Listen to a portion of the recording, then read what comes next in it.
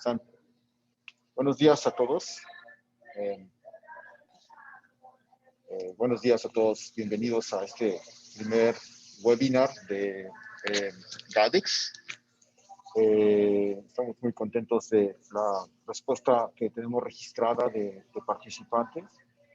Y pues un poco en contexto me gustaría presentar a Chris Lenton, que es también el editor en jefe para Latinoamérica de Natural Gas Intelligence, que también nos va a estar acompañando en este webinar, y es un esfuerzo de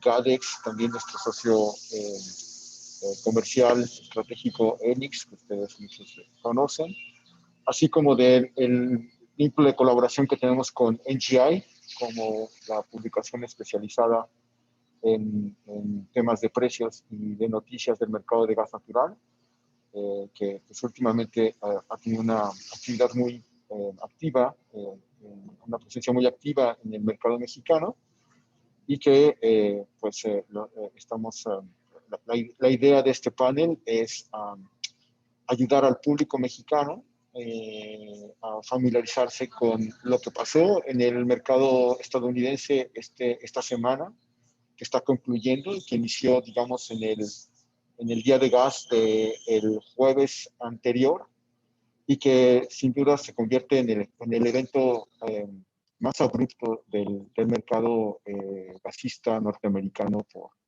por toda la historia. Entonces, nuevamente les queremos dar la bienvenida, y la forma en que vamos a conducir pues, va a ser a través de una presentación y algunos dashboards para ir buscando algunas ideas. Y bueno, no sé, Chris, si quisieras presentarte y dar algunas palabras. Gracias, Eduardo, por la invitación y por la introducción. Y yo creo que mencionaste todo, pero nuestro objetivo en el mercado de México es ayudar con la transparencia. Yo creo que lo que pasó esta última semana subraya la necesidad de esto, de noticias, de información, de análisis, de en verdad saber exactamente lo que está pasando, y yo creo que también de la necesidad de precios locales también. Así que gracias y esto. Muy bien. Pues la siguiente lámina, por favor, Santi. Pues un poco les queremos explicar cómo va a estar funcionando la presentación. Vamos a dar primeramente un contexto del mercado norteamericano, seguido de una lógica de lo que implica para el mercado tanto gasista como energético, y nuestra conectividad con Texas, y digamos lo simbiótico que hoy son los mercados energéticos en México y en Texas. Voy a quitar el tapabocas para que escuchen con mayor claridad. La idea de esta presentación también es un poco explicarles cómo están las condiciones operativas en el sistema más importante gasista, que es el Sistran Gas, y un poco pues la perspectiva hacia adelante y los retos que hay respecto a un cambio, un golpe de timón posible tal vez en la política energética, pero también nuestro punto de vista respecto a las decisiones que se han tomado durante esta administración, y que nos hacen concluir que no hay mucho hacia donde los grados de libertad respecto a esa política también son bastante limitados. Entonces, primeramente, y aquí vamos a esta parte, sobre todo la iremos con Lucino, Chris y yo, es un poco darles los antecedentes de lo que ocurrió en esta semana, que, si me permiten utilizar el término, pues efectivamente fue la tormenta perfecta de los mercados energéticos en Estados Unidos, particularmente en Texas. Muchos de ustedes sabrán que hoy por hoy en Estados Unidos, digamos, el bloque de los 48 estados que conforman el bloque continental norteamericano, son hoy el principal productor en el mundo. Es una situación que es reciente, es, digamos, producto de del gas, producto del fracking, del gas que en español llamamos esquisto, pero comúnmente conocemos como shale gas. Este nivel de producción pues ha cambiado completamente la geopolítica energética de Estados Unidos, y lo cual tiene consecuencias también regionales para México como uno de sus contrapartes, tanto por conectividad como por la relación comercial más allá del sector energético. Sin embargo, esta tendencia creciente no estuvo exenta de los efectos del fenómeno global que todavía persiste, que es la pandemia del COVID-19. Aquí es un gráfico donde estamos poniendo toda la historia y se alcanza a ver una pequeña disrupción y una pequeña caída de la producción en los últimos meses. Esto obedece a, por una parte, la baja de la demanda por el cese de muchas actividades económicas. Hizo que al final también hubiera un retraimiento de la capacidad de producción tanto de aceite como de gas natural. Entonces, en este contexto, digamos que aunque el efecto es marginal, al final el cómo se va colocando la producción pues tiene compromisos de corto y largo plazo, y muchos de esos compromisos pues sí van a tener un efecto marginal que al final sí tiene un tema en ese balance en cuanto a precios. La siguiente lámina, por favor.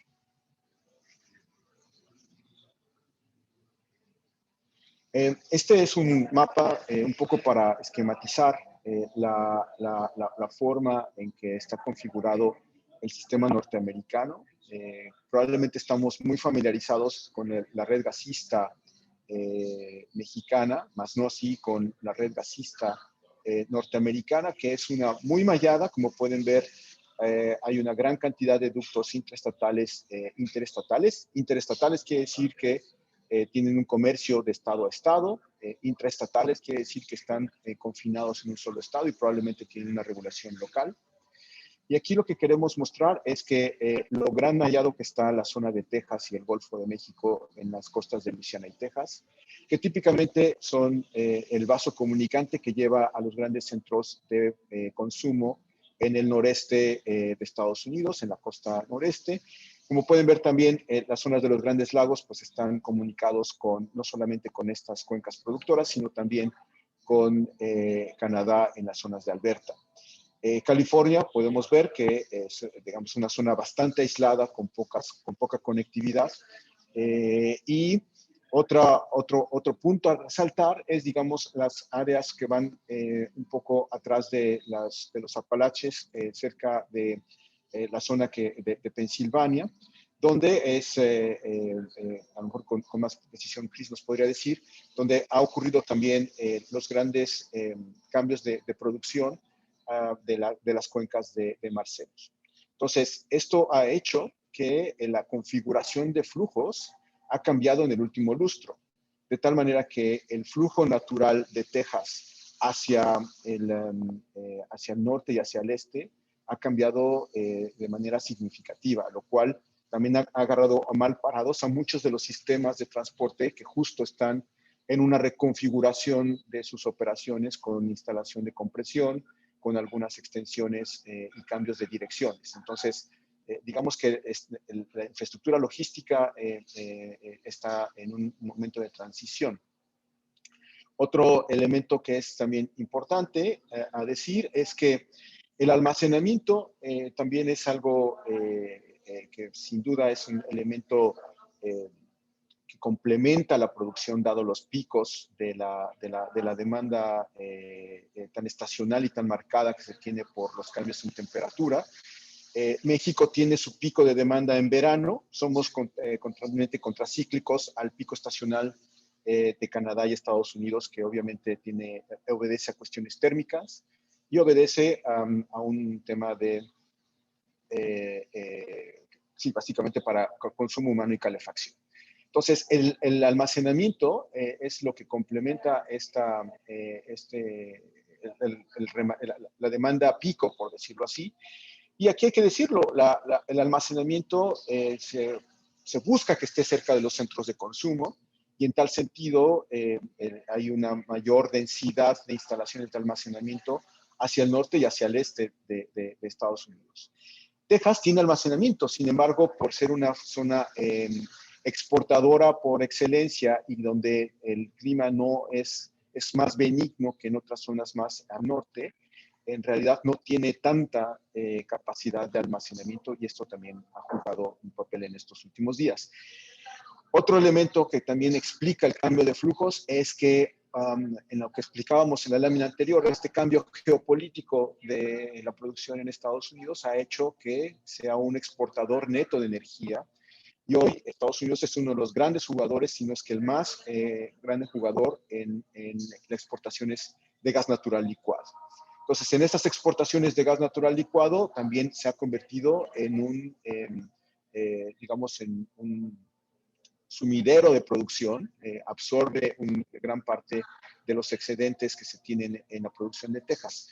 De tal manera que pues el balance en Texas es algo bastante complejo y digamos que una disrupción es un equilibrio frágil, consistente, pero al final sí es frágil, entre las exportaciones de México, las exportaciones de GNL y en sí toda la distribución que hay en el mercado norteamericano. Entonces, este es, digamos, el contexto en el cual ocurre la coyuntura actual. La siguiente, Santi, por favor.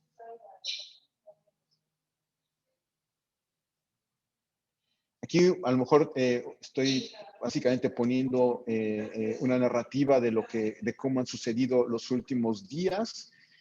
Una nota de Natural Gas Intelligence de una colega de Chris, Leticia González, donde pues básicamente hacia el 5 de febrero ustedes pueden ver, ya empezaba a haber algunos indicios de que el clima era un poco más frío de lo que se esperaba y había habido algunas transacciones en algunas localidades y esto también, tal vez ahí, Chris, le cederé la palabra para que nos explique, que muchas veces cuando vemos el mercado norteamericano lo pensamos algo muy monolítico, algo, estamos familiarizados con Henry Hub, Houston Ship Channel, más no así con otras regiones, en tal sentido que lo que muchas veces vemos son promedios nacionales o promedios regionales como muy conspicuos, pero sí hay algunas zonas que son que tienen un comportamiento que obedece a otras condiciones locales. No sé, Cris, si ahí tú quisieras abundar algo.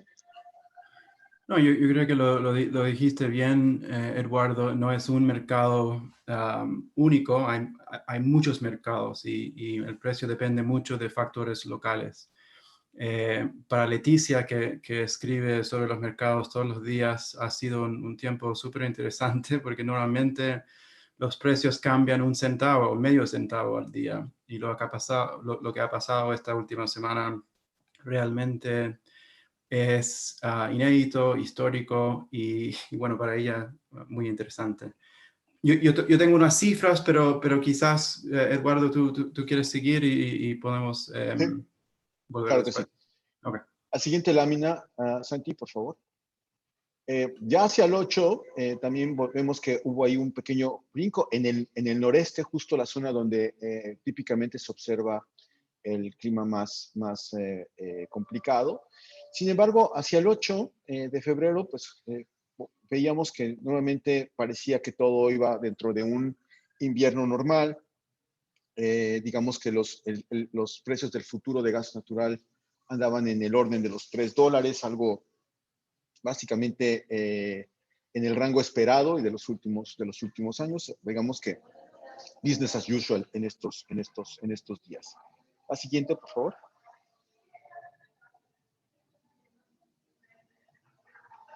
Ya hacia el 11, esto es el jueves de la semana pasada, es cuando empiezan a ocurrir algunos focos rojos, ¿no? Donde se reporta que hay un almacenamiento por debajo de lo esperado. que también hay algunos problemas de congelamiento de algunas instalaciones. Empieza a haber un poco de ruido alrededor del mercado. Sin embargo, se observa en las operaciones intraday, como aquí lo están mencionando. También esto es importante decirlo.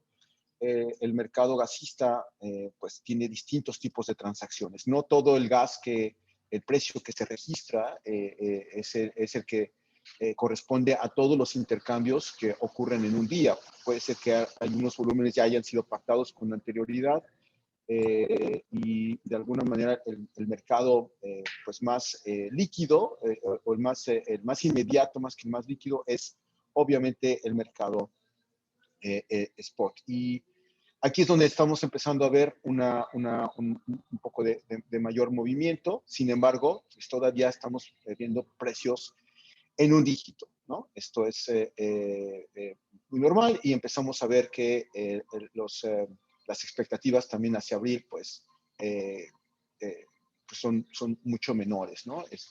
Incluso ya precios por debajo de los $3. La siguiente, por favor. Pues aquí un poco lo que empezamos a como analizar, ¿no? Es que ya empiezan a haber informes, ¿no? De algunos problemas en algunas plantas de gas desde el jueves. Se empieza a hablar ya de problemas operativos, lo cual significa que ya ahí habrá problemas para las entregas en efectivo. Como les comentaba, muchas de las transacciones en realidad no necesariamente corresponden a una entrega física, pero en el momento en que las entregas físicas ya están siendo comprometidas, pues empieza a generar alarma en el mercado. Sin embargo, a pesar de estas situaciones, se identifica como algo muy coyuntural y el precio de los futuros permanece remanente en los $3 por millón de BTU. Y de hecho cierra en 2.91, ¿no? Entonces, nuevamente aquí lo que queremos ilustrar es que la situación es completamente coyuntural y hacia adelante no deberíamos de tener un desbalance sistémico. Lo que sí es importante es mencionar las cifras de ya hay un problema en 7 BCFs de la producción de gas natural debido a estos temas de congelación. Y también hablamos de problemas en la cuenca de Permian. La cuenca de Permian, que es de las cuencas más cercanas al mercado mexicano, digamos que está en la zona cercana a Chihuahua y que donde pues en fechas recientes se han iniciado operaciones el Cospico Sistema Guadalajara, ¿no? Que conecta la zona de Oaxaca con el occidente del país. Entonces, y sobre el que una gran expectativa de aumento de la gasificación de la economía, en tal sentido que pues, es predecible ya para el viernes que le va a pegar al mercado mexicano. La siguiente, Santiago.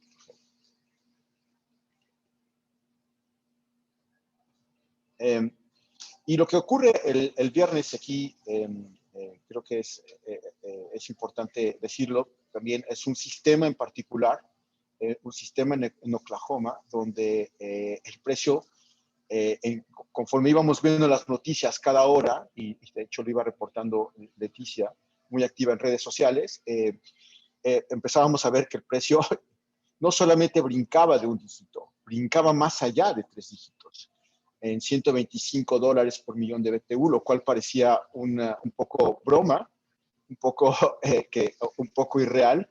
Y conforme se iban avanzando las horas y iban avanzando el precio, poco a poco nos dábamos cuenta que era real y que básicamente no iba a haber techo. El techo en ese momento ascendió a los $600 por millón de BTU, lo cual es el máximo histórico para cualquier hub. Si bien recuerdo, creo que el máximo hasta ese día había sido unos $200, me parece que en el estado de Washington en algún momento hace como 4 o 5 años. Y ahora sí ya llevábamos a un récord histórico. La producción en Permian, pues ya reducida, ya conociendo que iba a haber una reducción importante, pues también nos llevaba a unos precios de 350 para algunas zonas, aunque el promedio de la zona quedó en los $150 a grandes rasgos. Esto, digamos que prevaleció durante el fin de semana. Hay que también tomar en cuenta que las nominaciones se hacen típicamente para entregas en los días siguientes. Hoy nomino para entrega al día de mañana, pero los fines de semana también son peculiares. Digamos que mi nominación del jueves es para entregas en viernes, sábado y domingo, porque pues los operadores, sobre todo en los pisos comerciales, pues también tienen fines de semana. Entonces, típicamente las nominaciones se hacen para entregas de viernes, sábado y domingo.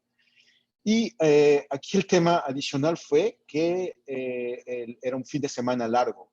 Entonces, iba a ser un día inhábil en Estados Unidos, lo cual pues generó aún un poco un escenario angustiante en los pisos de trading por asegurar conseguir el suministro de gas para los distintos clientes. Entonces, las pujas por realmente conseguir el gas se hicieron pues muy fuertes con esta intención de asegurar el gas.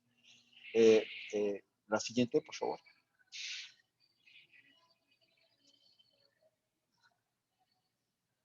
Santi. Sí. Entonces, pues, ¿por qué subieron los precios? Pues básicamente para traer el suficiente suministro. O sea, sí había un apetito por asegurar las condiciones climáticas y obviamente dejar a la competencia afuera. Entonces, sí había una pico de demanda, o sea, la demanda sí creció porque el clima era en extremo apremiante. Lo que me comentaba, la red de gasoductos pues está configurada para llevar gas de Texas hacia regiones más frías.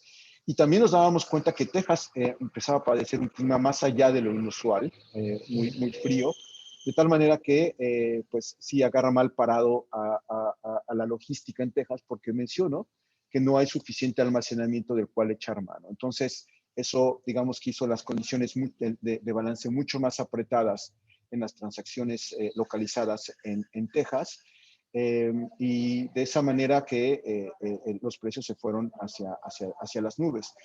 Un hecho que es importante decir es que también se empezó a notar una disminución en la entrega de las instalaciones de licuefacción en la costa del Golfo y que simultáneamente cuando estábamos viendo estos precios de $600, en las zonas del este el precio permaneció en un dígito, lo cual nuevamente refleja el que los cuellos de botella y las situaciones, digamos, de balance muy restringido son eminentemente regionales.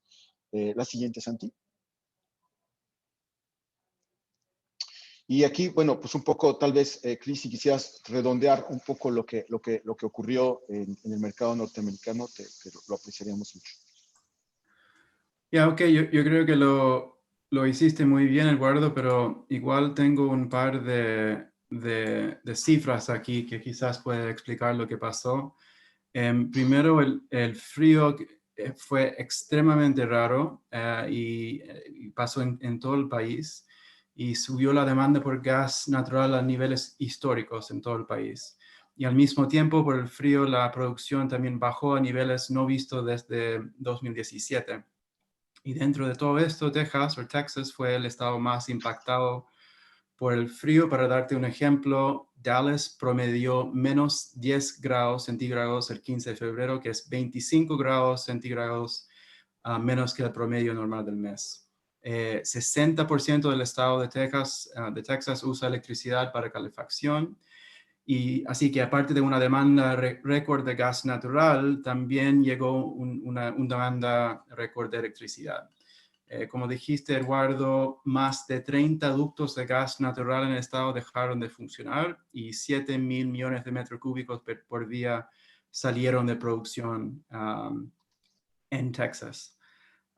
El lunes, martes y miércoles, la brecha entre demanda y oferta de gas natural en Estados Unidos llegó a 50,000 millones de metros cúbicos por día.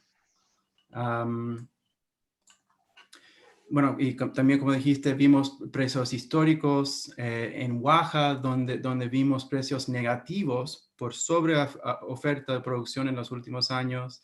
El viernes llegó a $150 por millón de BTU y esta semana a $200.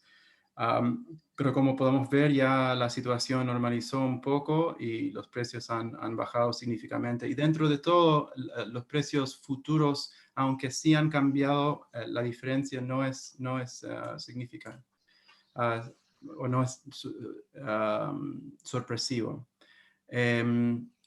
Más de 40,000 megawatts de generación salió de operación en Texas, 23,000 megawatts de generación de gas natural y el resto era sol y eólica, o energía solar, perdón. Y 4 millones de personas en Texas perdió su electricidad durante la semana. Básicamente la misma cifra que en México, pero en México fue mucho más corto. El miércoles, el gobernador de Texas hizo un orden para que el gas natural producido en el estado quedara en Texas, pero esto no impidió que el gas de Texas llegara a México. De hecho, vimos más gas importado en México el jueves después del orden que el miércoles. Y hoy, ERCOT, que es el operador del sistema eléctrico en Texas, anunció el fin de la alerta de emergencia y casi todo el estado ya tiene electricidad. El problema ahora es agua y mis colegas en Texas, la mayoría siguen sin agua. Así que sigue siendo una situación muy, muy delicada, pero por lo menos la electricidad ha vuelto.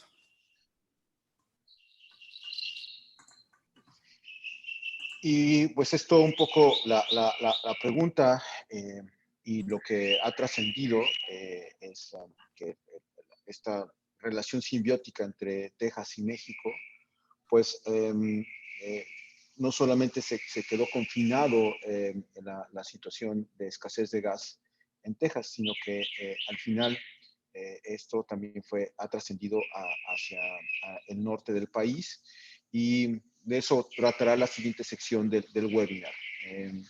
Si pudieras avanzar, Santi, por favor.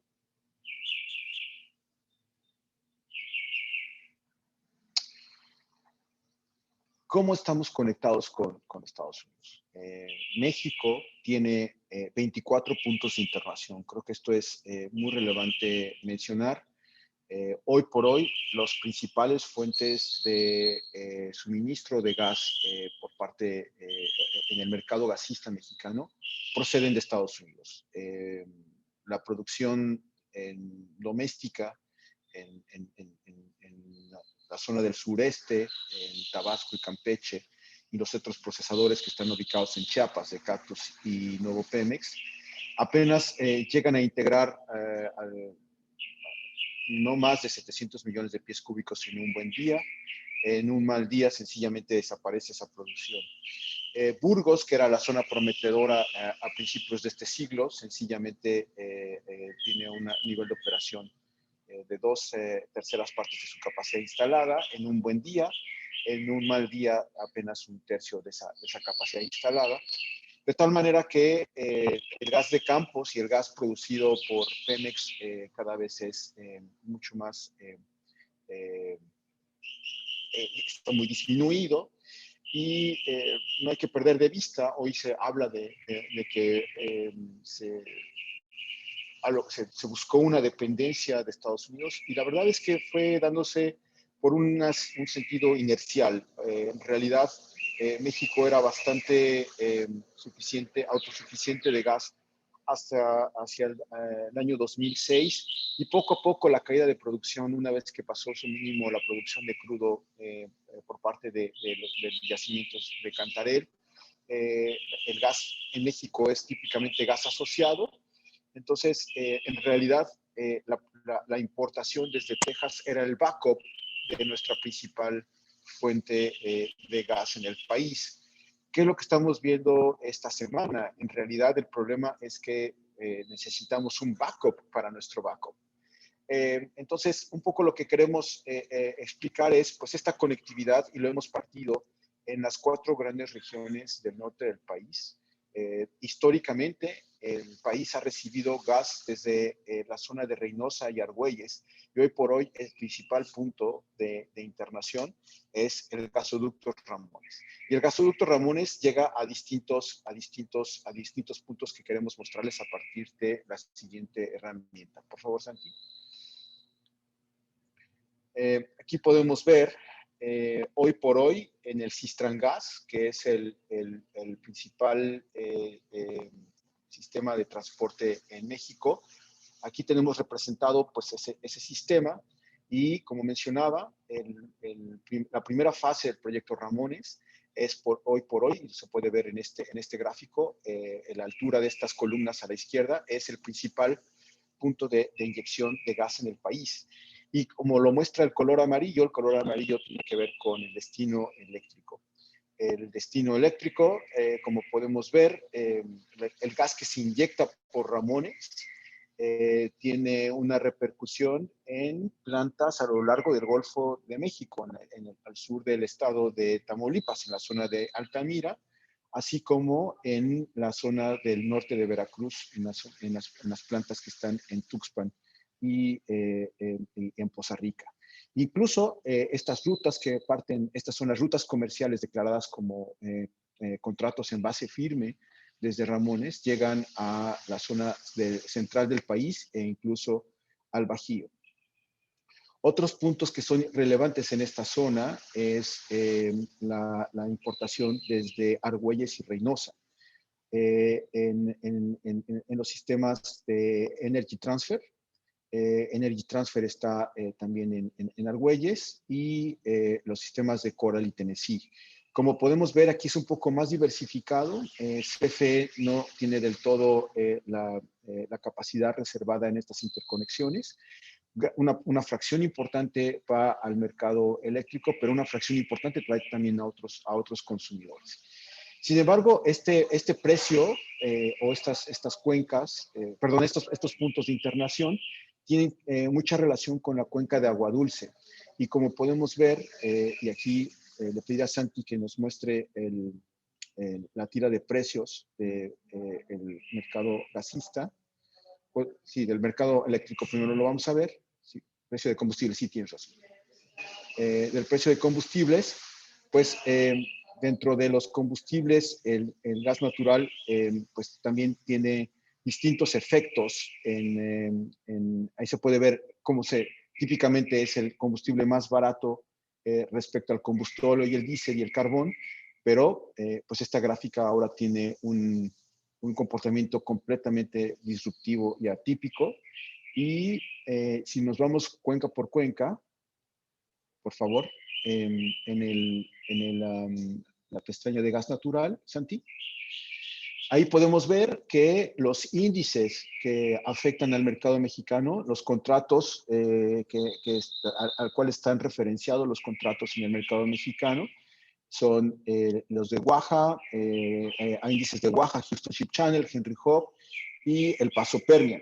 Entonces podemos ver aquí que incluso en esta lógica, aunque van correlacionados, y estos son datos de precios de NGI, y obviamente con el tipo de cambio de Banco de México, podemos ver que pues tienen un comportamiento muy distinto. De tal manera que el efecto de Houston Ship Channel va a ser distinto en los ductos que están conectados a la zona de Reynosa respecto a los que están, por ejemplo, en Oaxaca, que son los ductos que van hacia la zona de Chihuahua. Entonces aquí podemos verlo en los precios nodales, si pudiéramos ir a verlo, Santi, como también ya hubo el efecto de esta disrupción en el mercado de gas natural en la zona noreste, en la zona de Reynosa, en la zona de Monterrey, pues ya vemos precios nodales por arriba de los 5,000 pesos por megawatt hora. Entonces, creo que el efecto de esta tormenta perfecta lo vamos a empezar a ver próximamente en las siguientes semanas. Pero digamos que no solamente va a ser en la zona norte, en la zona centro, por favor, si pudiéramos ir. también se observan estos incrementos en precio porque, como lo mencionamos, las rutas de transporte están ligadas desde Ramones hacia centros de generación en el centro y en el Bajío.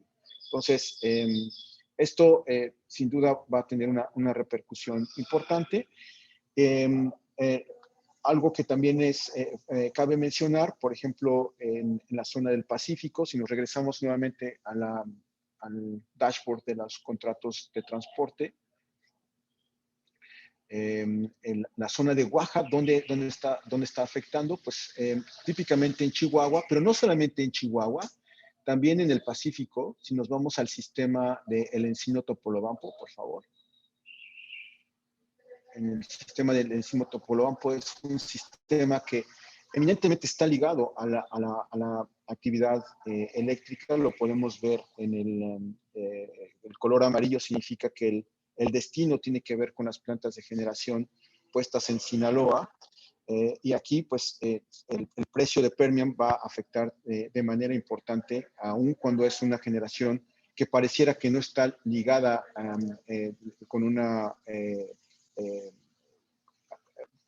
digamos que una cercanía geográfica con Texas. Es un hecho que hoy nuestra conectividad dentro de todos los ductos que han sido creados de manera reciente, pues tiene un efecto en zonas como es el Pacífico, donde típicamente se quemaba antes combustóleo. Entonces, esto también lo podemos ver en los precios nodales. Nuevamente, Santi, si pudieras ir hacia los precios nodales de la zona noroeste, donde por esta influencia de los ductos del Encino Topolobampo, pues se acarrea también el efecto del precio en esta zona.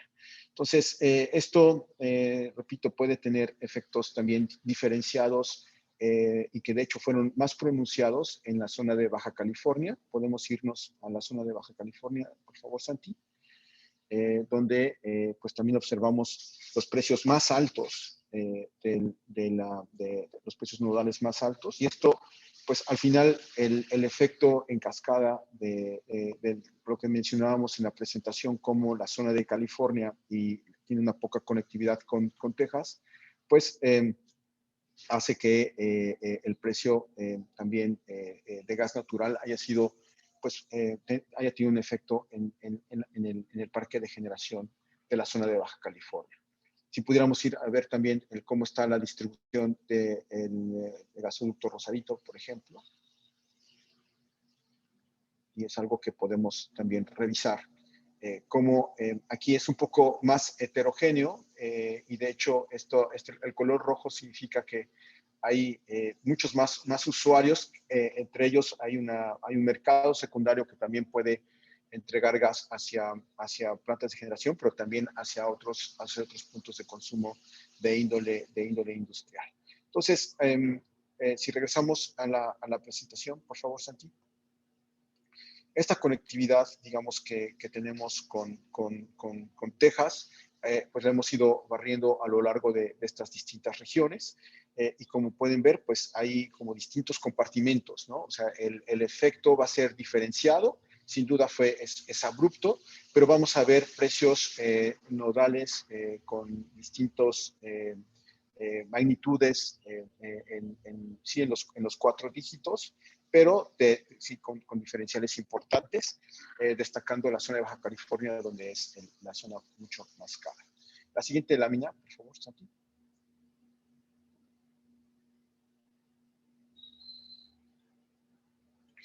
Entonces, esto lo que ha orillado es que el sector eléctrico, sin duda, hay una gran controversia sobre las declaraciones de los tomadores de decisiones a cargo del sector eléctrico.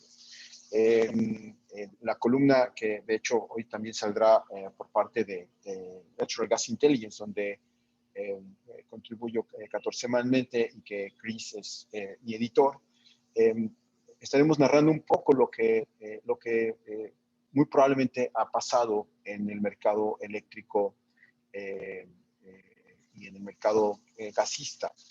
¿Qué sucedió? Que el CFE Energía, hay que entenderlo, es el brazo comercial que adquiere gas en Estados Unidos para entrega a las distintas GENCOs. No son las GENCOs, no son las distintas filiales en las cuales se separó CFE para la actividad de generación quienes adquieren el gas. Hay una intermediación por parte de CFE Energía. CFE Energía tiene una cartera de contratos pues muy heterogénea y en esas transacciones pues digamos que compra el gas también con una anticipación. De hecho, tenemos entendido que ellos compran el gas con 2 días de antelación. Entonces, cuando empieza a haber todo el problema el viernes, digamos que el gas para entrega en viernes ya lo habían adquirido el miércoles y el gas para entrega en sábado, domingo y lunes ya lo habían adquirido el jueves. Entonces, ¿qué es lo que la hipótesis que tenemos? Es que básicamente sabían que de acuerdo a las reglas del despacho, que también ya está, es un despacho en costos, no es un despacho de precios, no es una puja del valor que pone el generador, sino hay unas fórmulas del costo variable que toma en cuenta el controlador del despacho, que es el CENACE, y en esas fórmulas del costo variable iban a estar puestos los índices marcadores de los contratos que típicamente toman otra referencia de otra publicación especializada como es Platts, y entonces ahí toman ese valor y sabía que por la aplicación literal de esa fórmula era muy probable que las plantas de generación no iban a ser despachadas. Era un momento en el cual, curiosamente, el combustóleo, que típicamente es el combustible más caro, y las plantas de generación que son despachadas al último, en esta ocasión iban a tener una mejor prelación que las plantas de ciclo combinado. De tal manera que en esta paradoja de intermediación de CFE, es muy probable que CFE se iba a quedar varado con un gas no colocado. Y ese gas no colocado, y ahí se muestra nuevamente la vulnerabilidad del país, que creo que es más allá de la estrategia de conectividad con Estados Unidos, lo que le hace falta a México y de lo que adolece y que es un problema compartido, como lo vemos ahora con Texas, es la falta de capacidad de almacenamiento. En Texas no es suficiente, aquí es sencillamente inexistente. De haber habido almacenamiento, muy probablemente ese gas adquirido por parte de CFE Energía podría haber sido, y que no hubiera sido tomado por parte del despacho eléctrico, podría haber sido almacenado para posteriores transacciones en los días que estaban por venir. ¿Qué sucede? Que ante la falta de almacenamiento, tanto en México como de almacenamiento contratado en Texas y en Arizona, que son de donde podría tener capacidad de almacenamiento CFE Energía, sencillamente hubiera tenido que vender a descuento en una situación muy peculiar. Entonces, eso hizo que al final fueran más cautos en las siguientes nominaciones en los siguientes días. Y nuestra hipótesis es que sobre el anuncio que ocurre el lunes sobre que nos cerraron la llave del gas, en realidad fue un problema de que ya se había comprometido unas compras de gas que originaron un desplazamiento en el despacho. De hecho, todas estas intervenciones que está teniendo CFE al interior de SENACE, pensamos que de seguro se discutió un despacho obligado, más allá del mérito económico, justo para tratar de colocar ese gas que ya estaba comprometido, ¿no? Entonces, estamos en una situación muy, muy peculiar de la relación del mercado gasista con el mercado eléctrico. La siguiente lámina, Santi, por favor. Y esto, digamos que lo que nos lleva a tratar de entender cómo funcionó a lo largo del sistema gasista esta decisión que ya ocurrió el lunes, en el cual empezamos a notar que hay un decaimiento en las nominaciones del gas que se inyecta al Cistrangás, y nuestra hipótesis es que el gas que se dejó de inyectar en el Cistrangás no fue cero. Había, de hecho, las nominaciones confirmadas hacia el lunes eran muy similares a las que observamos típicamente en un día de invierno. Sin embargo, donde observamos que va a haber cambios dramáticos es en el ducto marino, que ese sí, la titularidad la tiene CFE, de tal manera que lo que nos notamos al revisar la información que diariamente monitoreamos, y si pudieras ir ahí al dashboard donde vemos las condiciones de esquemáticas del sistema, tenemos un modelo que busca representar los balances diarios del sistema gasista, y en ese punto amarillo estamos ahí graficando lo que está reportando en los boletines electrónicos y con base en algunas estimaciones propias, cuál sería el caudal que ocurría entre el punto de Naranjos hacia Tamazunchale y hacia Pedro Escobedo, que es en la zona de Querétaro. Ahí sí podemos ver que desde muy temprano en la semana hay un decaimiento en la capacidad conducida por el ducto de la Huasteca, que aguas arriba está conectado con el ducto marino. Desde hace un año, una vez que entró en operación el ducto marino, mucho del caudal que era inyectado por Ramones fue aliviado, digamos que fue distribuido mucho del volumen que atendía las plantas de generación por parte de CFE.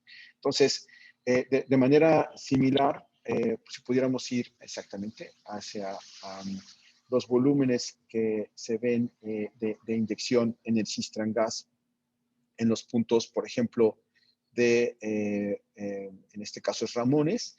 Aquí sí observamos que ese decaimiento ha ocurrido desde los últimos meses. Sin embargo, en los últimos días, y ahí si pudieras hacer un poco un zoom hacia la última semana, Santi, por favor, y sobre los confirmados.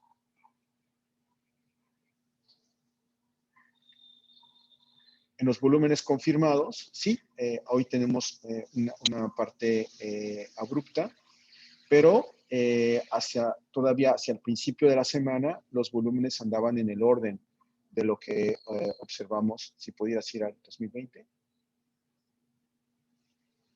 21, perdón, de los últimos días.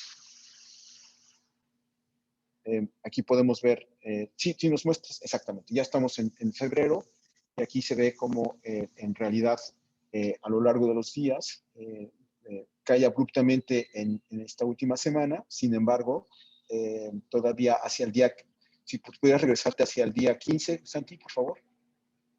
En el día 15 todavía tenemos un nivel que está arriba de los 1.400 millones de pies cúbicos. Esto es aproximadamente un 90% del volumen que típicamente se inyecta en el sistema de Ramones.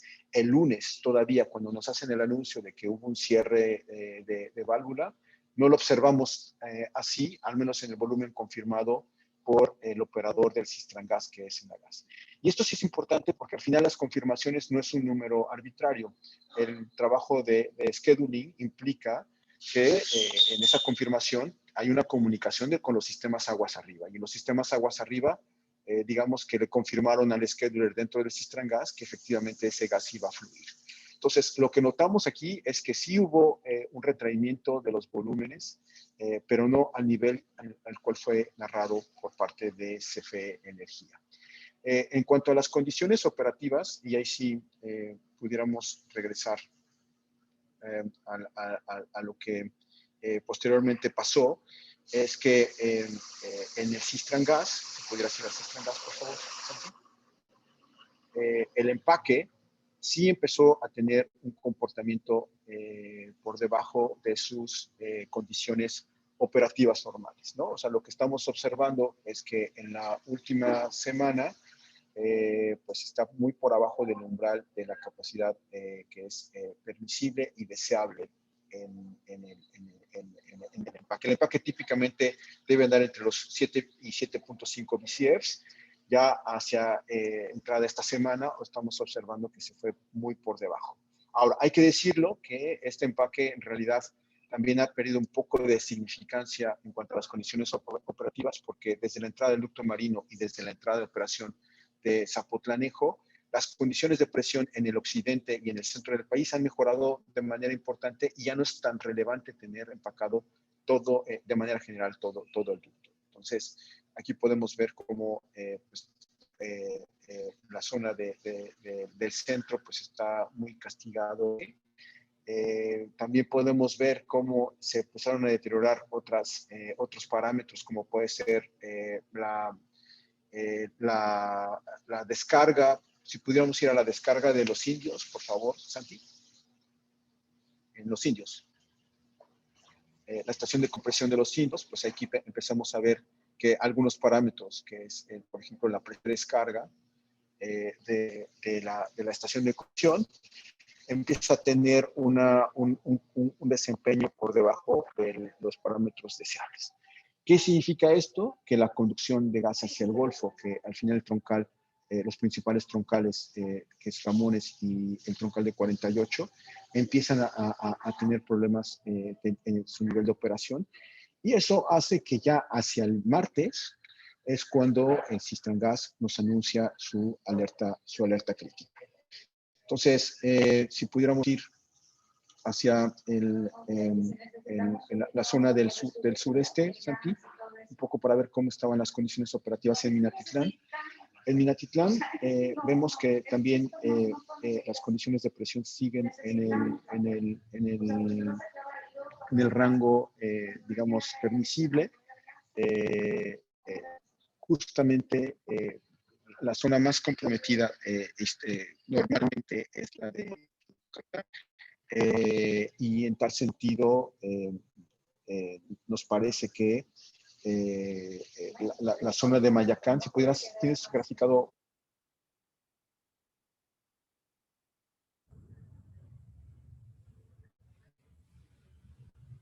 Si pudieras, bueno.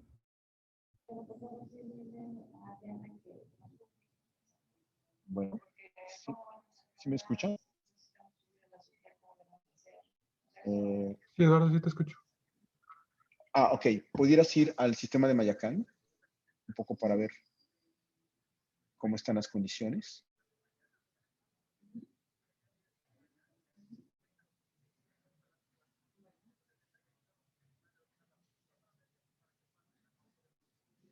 El sistema de Mayacán, curiosamente, la península que, y esto es también importante decirlo, la península que típicamente es la zona más comprometida en el suministro de gas y por lo tanto del despacho eléctrico, el hecho hoy, paradójicamente, de estar interconectado a la producción doméstica, pues está alejado, digamos, de las repercusiones de las restricciones en el gas de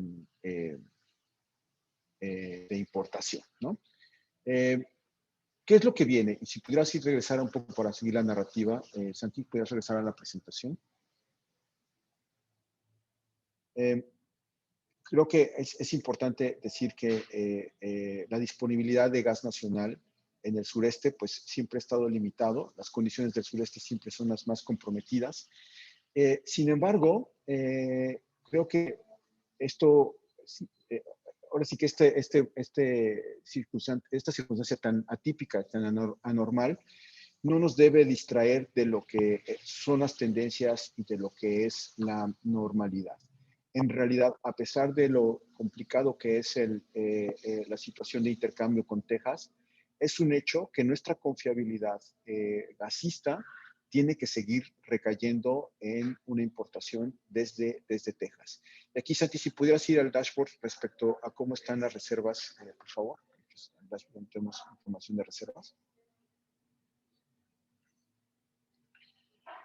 Aquí un poco lo que podemos ver es que no ha habido, de acuerdo a la información que tenemos disponible y que publica CNH, pues no parece que va a haber un cambio dramático en las reservas. O sea, realmente la producción de gas doméstico va a seguir las mismas tendencias que tenemos en este momento. Y además, si hubiera un cambio drástico en el nivel de volumen de gas disponible, al final, mucho de este gas que produce, si pudiéramos ir al Sankey de la producción de gas, de gas seco, mucho de lo que produce hoy Pemex, lo consume el mismo Pemex. hay un encogimiento, se utiliza para bombeo neumático, hay muchísimos autoconsumos.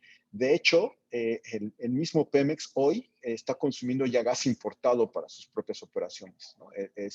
Ahí lo podemos ver, ¿no? Los autoconsumos de Pemex pues están incluso siendo abastecidos por gas de importación, ¿no? Entonces, el mismo Pemex hoy, para mantener sus operaciones, depende del gas de importación. En tal sentido, nos parece que si pudieras ir a la sección de infraestructura, de planes de infraestructura, por favor. Bueno, aquí es un poquito, sí, quédate ahí, por favor. Lo que en realidad la intensividad de la utilización de gas natural en los próximos años, y si te pudieras ir a la intensidad de los consumos en el mapa, por favor, Santi. Se puede ver que realmente en el consumo y en el balance, este mapa lo que muestra es entre mayor color, que significa que hay una mayor inyección, tenue es una menor inyección, y lo mismo del lado derecho, más intenso quiere decir que es más intensivo en el consumo. Hoy podemos ver que el país está casi todo gasificado, que son pocos los estados que realmente no tienen acceso al gas natural, y podemos ver que realmente mis principales puntos de inyección son Reynosa y Tamaulipas y Chihuahua. Entonces, si pudieras regresar a la presentación, Santi.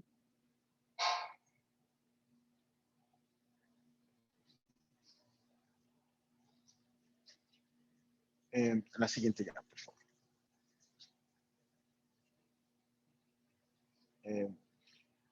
Creo que tenemos que entender que las condiciones de balance van a seguir dependiendo de Texas y que en todo caso tenemos que pedir que haya mucha mayor transparencia en los ductos de internación.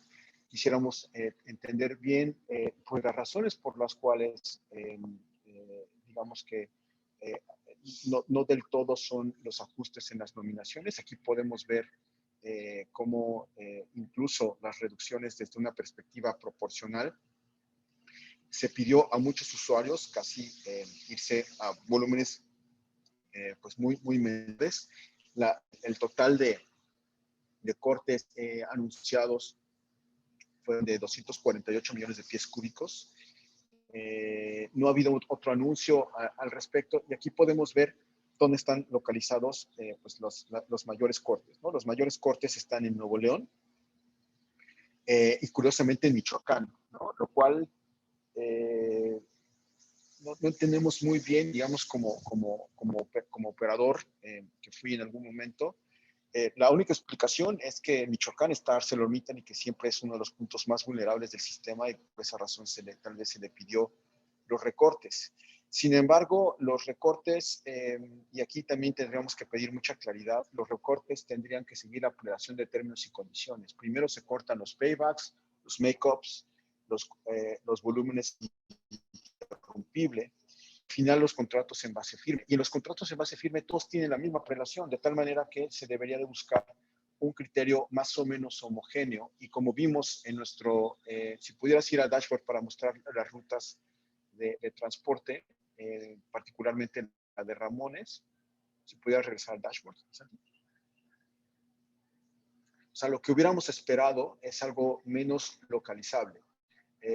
Si vemos aquí, está dentro del Cistrangas, las distintas rutas de los distintos puntos de importación, que son los que originaron el problema, por ejemplo, Ramones, pues podemos ver que están distribuidos en todos los estados, en Veracruz, en el centro, en Querétaro, en Guanajuato, en el mismo Coahuila, sí, también en Michoacán, pero digamos que no logramos entender, estos son contratos en base firme. También si pudieras mostrar los de Energy Transfer, por favor, los de Coral y Energy Transfer.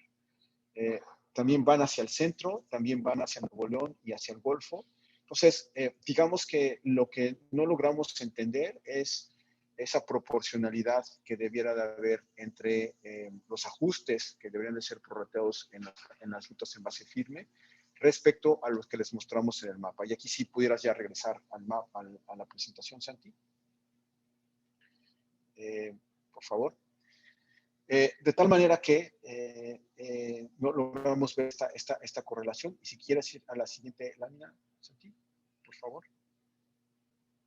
No logramos ver una correlación entre esos ajustes. El anuncio por parte de Senagas que anuncia una relación que va a dictar la Secretaría de Energía, cuando los términos y condiciones es un instrumento regulado por la CRE y donde se habla de que tiene que haber un trato no indebidamente discriminatorio. No existe, o al menos no se ha publicado, sí se consideró en algún momento, de acuerdo a los mandatos que están en la regulación, establecer un protocolo de prelación para situaciones extremadamente críticas donde sí se tendría que privilegiar ciertos usuarios dependiendo del tipo de destino final del consumo de gas. Esto es, los hospitales, típicamente los temas de seguridad, sin duda el tema de la energía eléctrica también tiene una cierta prelación. Sin embargo, nunca se redactó ese documento. Siempre era muy cuestionable el cómo establecer los umbrales y cuánto asignar a cada uno de ellos. Y sobre todo después, cuando se habla de ya consumos varios, pues no queda claro quién tendría que tener el despacho en este orden de prelación. Entonces, digo aquí para la reflexión del cierre de esta situación crítica, nos parece que hubo un proceso de alerta crítica muy desaseado. La alerta crítica, de hecho, ya es una figura inexistente en términos y condiciones. Hoy de lo que se habla son de condiciones de emergencia operativa. Declarar una alerta crítica es una figura que ya no existe. Y de hecho, en esas reglas del estado de emergencia operativa, se tiene que establecer eso de nuevo aviso, no funciona ya, tendrían que poner una fecha específica, tendrían que decir el alcance y sobre todo justificar el por qué se está tomando esa decisión. Eso, de hecho, lo pidió la CRE de manera muy enfática para evitar un trato discrecional por parte del gestor técnico que es Senagas. ¿Qué nos queda esperar? Y ahí vamos a estar muy atentos nosotros como consultores, pero creo que es importante y la recomendación a cada uno de ustedes como participantes. Senagas está obligado a explicar con un reporte pormenorizado el cómo funcionó esta situación de emergencia operativa. Es decir, tendría que explicarnos cómo cortó, por qué cortó y con qué criterios aplicó los distintos cortes. Entonces, con eso cerramos un poco lo precario que fue esta semana. Realmente se pidió que se fuera muy estricto con los consumos, se advirtió de la aplicación de penalizaciones y sin duda habrá que también poner mucha atención ahí. Las penalizaciones son un incentivo económico sin duda para promover la disciplina operativa, pero si hablamos de precios del gas de 3 dígitos, sencillamente una penalización de 3 veces el valor del gas nos va a llevar a precios de 4 dígitos, lo cual es completamente sin sentido, completamente desproporcionado y que a nuestro juicio nos parece que sí hay elementos como para poder pugnar respecto a este mecanismo coercitivo que tendría que tener un efecto paliativo. Aquí sin duda habrá que tener mucho cuidado sobre el ambiente político existente en estos meses, porque al final no hay que perder de vista que hay una poca transparencia en los cargos de desbalances y cómo son reportados a la comisión. Y en tal sentido también es importante pues, entender los costos del gas de balanceo, las transacciones de gas de balanceo del gas que le entregará CFE Energía a Senagas. Entonces, ahí son temas para la agenda de la prospectiva. Respecto a la prospectiva y agenda, si pudieras darle la siguiente lámina. Antes de ver la agenda, pues sí nos gustaría mostrar pues, cuáles son los planes, si te pudieras ir al dashboard, ¿no? Cuáles son los planes de infraestructura que prevé tener el actual gobierno. En los mensajes de esta semana, digamos, en lo que típicamente escuchamos en las conferencias matutinas del presidente López Obrador, es una denotación del actuar de las políticas anteriores.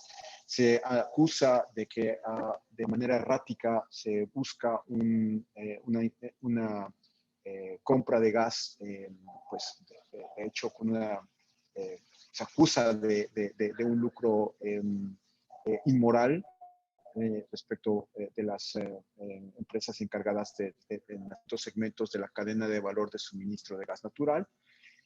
Y se critica que no había una estrategia. Sin embargo, podemos ver, de acuerdo al listado de los proyectos que ya ha anunciado en esta administración, la Secretaría de Energía, digamos, con el plan que le propuso Senagas y que revisó también la Comisión Reguladora de Energía, podemos ver que todos los proyectos que tiene contemplados tienen que ver con el robustecimiento de los troncales norte al sur, que básicamente tienen que ver con el gas de importación.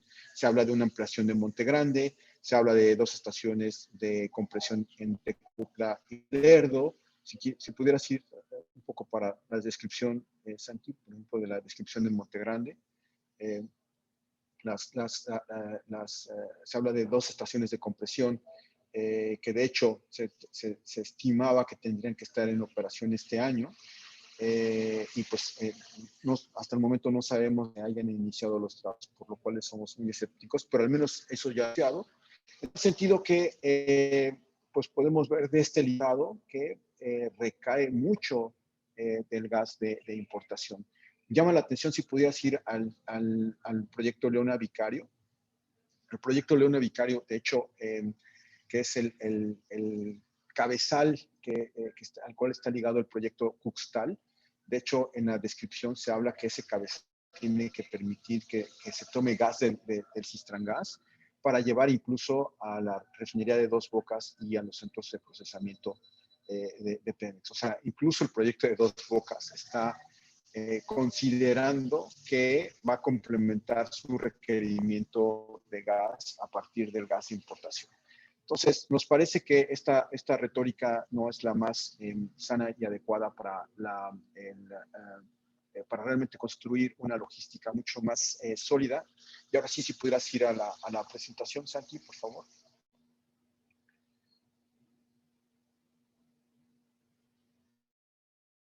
Que nosotros queremos poner a discusión y que nos parece que entre más agentes del mercado tengan conocimiento, pues se puede armar un discurso más o menos coherente. Sí es importante buscar una diversificación del balance nacional, entender bien el modelo del gestor técnico que hoy totalmente está desdibujado, pero que en su momento pues es una inspiración de hecho no tan norteamericana, con una rectoría del Estado mucho más intensiva como lo ocurre en los países europeos. Es importante que se emita la regulación secundaria alrededor de los sistemas integrados. ¿Y por qué es esto importante? Porque de hecho Senagas tiene atribuciones para garantizar el acceso abierto en los ductos de internación. Es cierto, los ductos de internación pues sale de la jurisdicción de la ley, están en Texas, pero sin embargo esa idea podría implementarse con un poco de voluntad política en la cual hubiera una cesión de capacidad por parte de CFE a Senagas, o incluso que Senagas sencillamente se convierta como en el vigilante de que existen procesos de asignación de la capacidad de la que tiene titularidad CFE para que otros shippers puedan tener acceso a los mercados en Texas. O sea, es decir, tenemos 24 interconexiones con Estados Unidos, lo cual habla de mucha diversidad en ese sentido. Sin embargo, están dominadas y acaparadas por los agentes de las CEPES. Esto es por MGS, que es el brazo comercializador de Pemex, y por CFE Energía, que es el brazo comercializador de CFE. Entonces, debemos de buscar una diversificación en ese sentido. Está puesto en muchos segmentos de la ley, del decreto de creación de Senagas y los reglamentos, tendría que buscarse un acceso abierto en los ductos de internación. Retomar la política de almacenamiento. Se ha acusado mucho de que no había estrategia, de que se descuidó mucho la infraestructura, y hoy todo el mundo habla de almacenamiento. Sin embargo, la política que existía y que de hecho la Secretaría no descalificó, nunca se pronunció si era válida o no esa política. Es un hecho que había unos objetivos y de hecho había algunos avances respecto a esa política, y sin embargo no se dio continuidad a lo avanzado al respecto. Creo que sí es importante que como industria, como una red, creo que cuando nos sobraba gas al final de la próxima semana o a CFE le sobraba gas, dado el diferencial entre el precio del gas y lo que hubiera resultado del despacho, ahí hubiera sido muy bien guardar gas que nos hubiera servido para los días posteriores. Entonces, creo que la vulnerabilidad del sistema tiene que ver mucho con la falta de almacenamiento. Es importante que se respete a cabalidad el proceso comercial. El anuncio, de hecho, de la alerta crítica hace cortes que son cortes intraday, y que esos cortes intraday, de hecho, se tiene que respetar la proporcionalidad de los ciclos ya ocurridos. Algunos usuarios se les pedía ir en sus consumos a cero en el día de flujo, cuando realmente ya había transcurrido parte del día de gas, de tal manera que esos días ya transcurridos sencillamente se tienen que reconocer, y por lo tanto no es posible llevar los volúmenes a cero cuando ya han transcurrido parte de los ciclos. Entonces es importante pedir que se respeten estos procesos, que se busque una equidad en el trato de todos los participantes del mercado. Lo que notamos en nuestro análisis, repito, es que no parece haber un criterio claro en cuanto a la asignación de los recortes. También es importante decir que la planeación, pues, digamos, ya viendo hacia adelante, es un ejercicio indicativo, y creo que debe haber unas reglas claras de tal manera que los privados puedan participar en el desarrollo de infraestructura. Creo que nadie pide ya que sean CFE y Pemex los involucrados exclusivamente en el desarrollo de infraestructura. Nos parece que un proyecto tal vez de mejorar la conectividad con más interconexiones, bien puede ser anclado por muchos de los shippers que ya están actuando en el mercado mexicano. Algo que también es importante mencionar es que es importante fomentar el mercado secundario de capacidad. Esto no ha ocurrido, se quedan los titulares de los permisos de la capacidad, digamos que limitados a una lógica muy bilateral, muy si me permiten el término, pues muy artesanal, basada en relaciones y en transacciones over the counter, muy ad hoc, pero necesitaríamos tener algo mucho más transparente, y con a lo mejor el desarrollo de plataformas que nos permitan facilitar las transacciones entre los lugares de la capacidad. Otro tema que es importante, desarrollar centros de mercado que están ligados con la conectividad de redes, hacer hubs. El hub Monterrey, del que en algún momento se habló, pues significaría que pudieran moverse el gas desde Kinder Morgan, que es un sistema independiente, Howard, que es un sistema independiente, con el gas que se mueve a través de los ductos de Senagas. Entonces, de eso se trata, de tener centros de mercado, hubs, que nos permitan una distribución del gas mucho más eficaz. Esto podría ir ya en algunas zonas del occidente de México también. Mejorar la transparencia de las decisiones operativas. Creo que el gestor técnico ha sido una figura que cada vez tenemos unos boletines electrónicos pues más con una información mucho más restringida, incluso ya no están siendo actualizados de manera oportuna. Entonces creo que hay una obligación regulatoria, hay reglas que no se están cumpliendo, y que es importante que se presione para que esta información continúe fluyendo. Respetar la separación de actividades y funciones. Nos llamó mucho la atención al interior de GADEX, y también, digamos, conversando con algunos colegas dentro de ENIX, nos parece que la separación de actividades no se está respetando a cabalidad. Llama mucho la atención que sea Miguel Reyes la cabeza de una filial de CFE que no tiene nada que ver con el suministro eléctrico, sea quien haga anuncios respecto a cómo se van a comportar las tarifas de suministro. De hecho, el intercambio de información entre los operadores y entre las distintas filiales de CFE está puesto en ley, que tiene que respetarse. De hecho, hay algunos artículos que hablan de penalidades a aquellos agentes que compartan información por parte de los operadores y de los responsables de la transmisión. Entonces, creo que sí es importante insistir en que no se debe de desdibujar la separación de actividades. Sabemos que a los actuales tomadores de decisión les gusta la integración vertical, hablan de que CFE, todos son gobierno y todos son un equipo, violando de manera flagrante lo que está puesto en la ley. Y finalmente, y eso creo que nos parece muy, muy oportuno y un poco como el corolario de esta participación por parte de Chris, un poco el intercambio de información que tenemos en GI nosotros y un poco la inspiración que tenemos como empresa de consultoría dedicada al sector energético, es que nos parece que es importante reconocer y formalizar y abundar en la comprensión lo que sucede en los hechos. Estamos conectados con Texas, seguiremos conectados con Texas en las próximas décadas y es importante tener un plan de riesgos norteamericano. Hoy por hoy sí hay un punto que se demostró y que ojalá se preste atención por parte de diplomáticos, secretarios de energía, secretarios de comercio y demás, es que el punto más importante, el punto neurálgico del sistema energético en México es básicamente la cuenca de nueces. Digamos que los cabezales que están puestos en nueces, tanto el cabezal desde el que nace el sistema Ramones como desde el que nace el sistema de Valley Crossing, esa zona en nueces, en agua dulce, es hoy por hoy la zona más importante para la seguridad energética del país. Deberíamos de pedir que a nivel gobierno, pues el gobierno mexicano, apelando a su condición de socio de Estados Unidos, debería de pedir que el gobierno de Estados Unidos preste, así como Henry Hub hoy es resguardado por la Guardia Nacional en Estados Unidos, la zona de agua dulce debería de estar también resguardada para la seguridad energética de México, que a su vez también tiene que ver con la seguridad energética y nacional de Estados Unidos. Entonces, creo que es importante, más allá de retóricas, pensar en un plan de riesgos norteamericano. Entonces, pues estamos a punto de terminar este webinar. Nos quedan 10 minutos.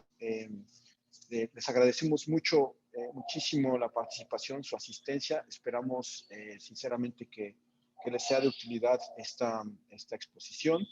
Nos gustaría tal vez tener ahí el apunte de Chris, si tiene algún apunte, y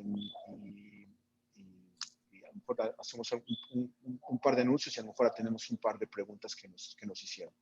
No sé, Chris, si quieras tú... No, yo quería decir gracias, Eduardo, por invitarme y ojalá esta es una oportunidad de poder trabajar más y juntos, no solo entre países, pero también entre el sector público y el sector privado. Yo creo que situaciones así realmente son oportunidades para mejorar la comunicación y para esto estamos. Así que gracias y espero poder trabajar juntos por muchos años más. Muchas gracias, Chris. Y bueno, gracias a Santi que me estuvo ayudando en la demostración. Hay un par de preguntas que me gusta tal vez contestar sobre la pérdida económica. Yo creo que en este momento todavía nos es muy temprano hablar de la pérdida económica. Lo vamos a un ejercicio en ese sentido. De hecho, CADEX ha hecho algunos ejercicios de cuál es el costo, cuál es el valor económico en el PIB, a cuánto equivale, digamos, la pérdida en recorte de suministro por cada millón de pie cúbico que se corta. En breve haremos un ejercicio y tal vez lo podemos mostrar.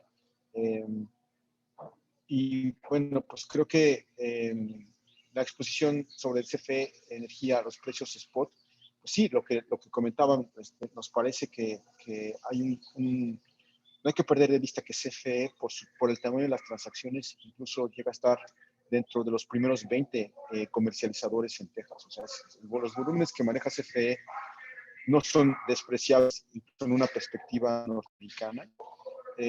La gran pregunta es cómo están rápidos, qué tanto se compra en los mercados de día en adelanto y cuánto está en coberturas. El gran problema es que CFE Energía no es una entidad pública, entonces pedirlo por transparencia sencillamente no están obligados a contestarnos. Creo que ahí no sería que hubiera algún escrutinio por parte de alguna entidad fiscalizadora de otro orden, tal vez la auditoría de la federación, pero creo que en este momento es un poco importante ver esto. Ahora, respecto a lo del... Hay una muy buena pregunta. Si debería de haberse visto esos $200 por millón de BTU en el precio marginal.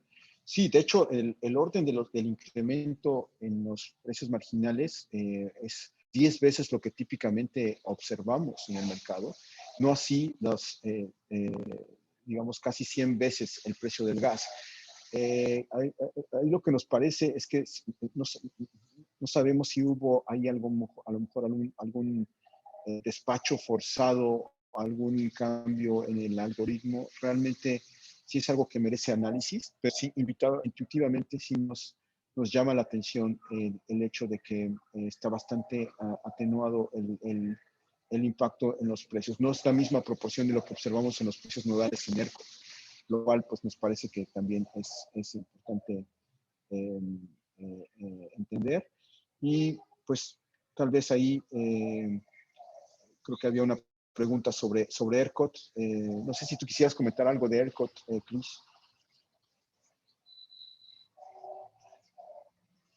¿Cuál es la pregunta? No la veo. Tú no la logras ver. Es que si tienes algo, ¿qué acciones aplican para ERCOT? Yo creo que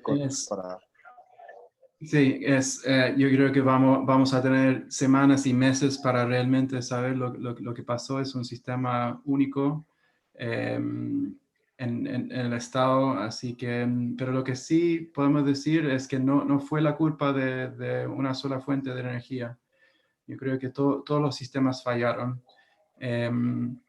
y todavía no podemos decir exactamente qué lecciones hay, pero hay muchos. Y va a ser muy interesante el análisis que viene. Eso.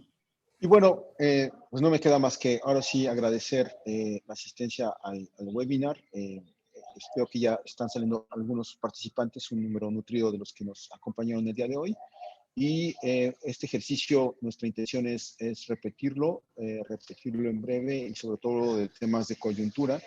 Y el tema de coyuntura que nos parece más relevante es justo los cambios en la LIE y las tarifas, el impacto, digamos, de los intentos de cambiar las reglas en las tarifas de transmisión. Es muy posible que tomemos ese tema y en su momento les anunciaremos cuál será el siguiente tema de estos webinars que pensamos no será más allá de entre las próximas 2 o 3 semanas. Y pues con esto no me resta más que agradecerles la participación, su presencia y sobre todo a Chris como panelista. Claro, quedaron un par de panelista muy similar. Quedaron un par de preguntas por ahí sin contestar, pero igual y podemos enviar alguna respuesta por correo a los participantes que las hicieron, ¿no? Claro que sí. De hecho, ya no extendernos más, pero... Sí. Sí, en contacto Gadex, el correo de contacto Gadex, pues es pues un medio de enlace y pues por favor si tienen alguna pregunta sobre la presentación, con todo gusto nos la pueden hacer llegar para contestársela y obviamente también si quieren profundizar en nosotros, estamos abiertos a tener algún tipo de diálogo ya más especializado. Y pues muchas gracias. Gracias, Eduardo. Gracias a todos. Gracias a todos.